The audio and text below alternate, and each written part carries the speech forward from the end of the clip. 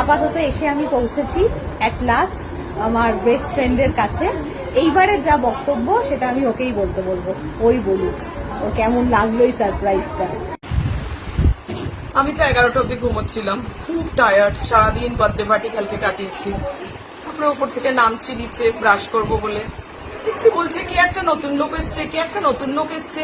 আমি ভাবছি কে আর আসবে, হয়তো আমাদের কিছু কোনো পরিচিতি মানুষ এসছে। তারপরে দেখি এই বদমাইশ মেয়েটা ঢুকেছে। ঢুকেই আমার মনে হলো ওকে একটা লাথি মারি আমি। কেন?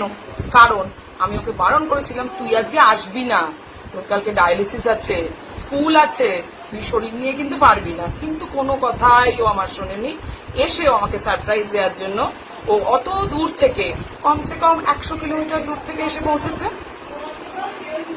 হ্যাঁ, লাথি মারতে ইচ্ছা করেছে হয়তো, আমি বলেছি, কিন্তু খুব খুশিও হয়েছি। কারণ হচ্ছে নিজের বেস্ট ফ্রেন্ডকে দেখতে বা নিজের স্নেহের পাত্রীকে দেখতে বা নিজের বৌদিকে দেখতে, নিজের সব থেকে বড় ওয়েল বিষয়কে দেখতে কার না ভালো লাগে বলুন। এই যে দেখছেন না আমার ঘাড়ের ওপর বসে আছে মাধবের মতো, এ হচ্ছে এলিয়ান জগতের মানুষ। অ্যাকচুয়ালি ও আর্থে থাকে না, মার্সে থাকে, কারণ পুরো ভারতটাই মার্সের এলিয়ানদের মতো।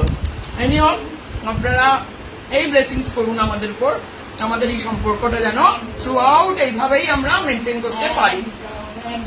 Thank you. Oh, too cute, guys. Bye.